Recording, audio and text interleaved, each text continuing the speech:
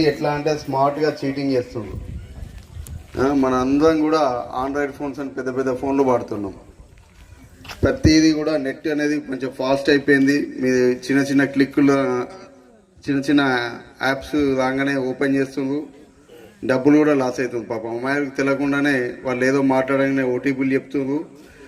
చెప్పగానే మీ అమౌంట్ కూడా బ్యాంకుకి వెళ్ళి కట్ అవుతుంది. దయచేసి ఏ బ్యాంక్ వాళ్ళు కూడా మీకు ఫోన్ చేసి మీ ఓటీపీ నెంబర్ కానీ ఈ రకంగా మీకు ప్రైజ్ మనీ వస్తుంది అని ఎలాంటి చెప్పరు. దయచేసి అలాంటివి కూడా మొబైల్లో ఎలాంటివి చూడకండి. అదేవిధంగా చాలామంది ఈ మధ్యకాలంలో చూస్తున్నాం, అబ్బాయిల్ని బ్లాక్మెయిల్ ఏంటంటే ఫస్ట్ ఒక వీడియో కాల్ చేస్తారు. వీడియో కాల్ చేసి యాక్సెప్ట్ చేయగానే మనని అపోజిట్లో ఒక లేడీ మాట్లాడుతుంది. ఆ మాటలతో మనం కన్విన్స్ కాగానే తర్వాత కొంతసేపటికి మళ్ళీ ఆ వీడియో అంతా కన్వర్సేషన్ కంప్లీట్ అయిన తర్వాత మళ్ళీ అదే వీడియోని మనకు పంపుతుంది. కాకపోతే ఆ వీడియో పంపేటప్పుడు మనం వేసుకున్న బట్టలు మనకు ఉండవు. ఆ బట్టలు లేకుండా మీ ఫ్రెండ్స్కి పంపుతా, మీ చుట్టాలకు పంపుతా, మీ పదవి తీస్తా అనగానే వాళ్ళకి మన డబ్బులు బలవంతంగా మన దగ్గర నుంచి గుంజుకుంటుంది.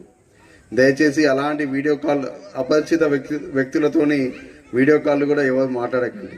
ముఖ్యంగా మన గ్రామాలలో చూస్తే ట్రాఫిక్ అవేర్నెస్ మనం చూస్తాం. మన ప్రతి ఒక్కళ్ళు కూడా ఒకప్పుడు ఊళ్ళో ఒక 2-3 బండ్లు ఉంటే ఎక్కువ. ఇప్పుడు ప్రతి ఇంటికి 1-2 బండ్లు ఉన్నాయి. ఆ బండ్లు కూడా సీసీ మంచి పికప్ ఉన్న బండ్లు ఉన్నాయి. ఇట్లా బండి ఇట్లా అనగానే స్పీడ్ వెళ్ళిపోతున్నాం.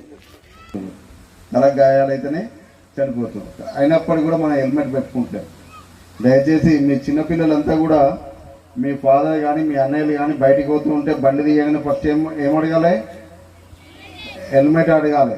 హెల్మెట్ ఉంటేనే బండి తలుపు చేయండి. ఓకేనా? ఎందుకంటే అట్లా యాక్సిడెంట్ అయిపోయి ఇంటికి పెద్ద మనిషి కోల్పోతే ఆ ఇల్లు ఎంత ఇబ్బందులు ఉంటుందో మనకు తెలుసు. అవునా కదా? కష్టపడే వ్యక్తి, ఇంటికి సహాయం చేసే వ్యక్తిని కోల్పోతే ఏ రకంగా ఉంటుంది ఇంటి పరిస్థితి? చాలా కష్టంగా ఉంటుంది. కాబట్టి అందరూ కూడా హెల్మెట్ ధరించాలి. అదేవిధంగా మనం ఏం చేస్తామంటే తాగి బండి నడుపుతున్నాం. తాగినామంటే మన కంట్రోల్ మనం కోల్పోయినట్టే.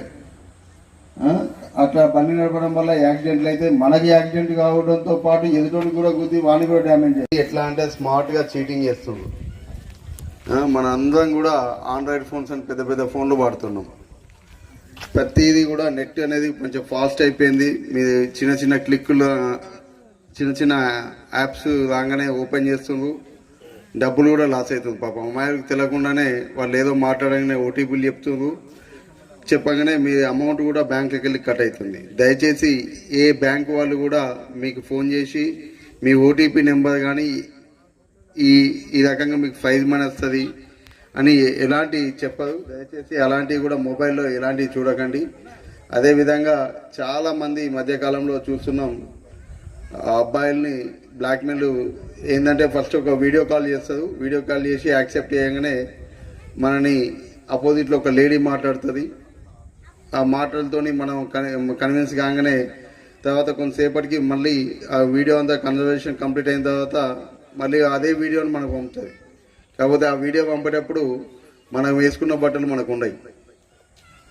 ఆ బట్టలు లేకుండా మీ ఫ్రెండ్స్కి పంపుతా, మీ చుట్టాలకు పంపుతా, మీ పదవి తీస్తా అనగానే వాళ్ళకి మన డబ్బులు బలవంతంగా మన దగ్గర నుంచి గుంజుకుంటుంది.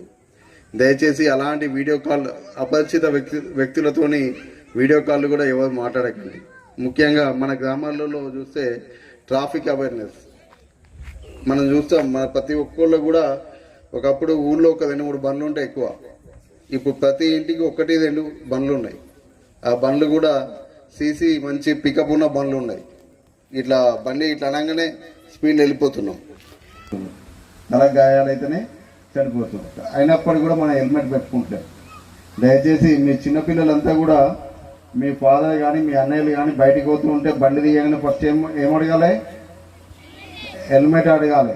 హెల్మెట్ ఉంటేనే బండి తలుపు చేయండి. ఓకేనా? ఎందుకంటే అట్లా యాక్సిడెంట్ అయిపోయి ఇంటికి పెద్ద మనిషి కోల్పోతే ఆ ఇల్లు ఎంత ఇబ్బందులు ఉంటుందో మనకు తెలుసు. అవునా కదా? కష్టపడే వ్యక్తి, ఇంటికి సహాయం చేసే వ్యక్తిని కోల్పోతే ఏ రకంగా ఉంటుంది ఇంటి పరిస్థితి? చాలా కష్టంగా ఉంటుంది. కాబట్టి అందరూ కూడా హెల్మెట్ ధరించాలి. అదేవిధంగా మనం ఏం చేస్తామంటే తాగి బండి నడుపుతున్నాం. తాగినామంటే మన కంట్రోల్ మనం కోల్పోయినట్టే. అట్లా బండి నడపడం వల్ల యాక్సిడెంట్లు అయితే మనకి యాక్సిడెంట్ కావడంతో పాటు ఎదుటోడికి కూడా గుద్ది వాడిని కూడా డ్యామేజ్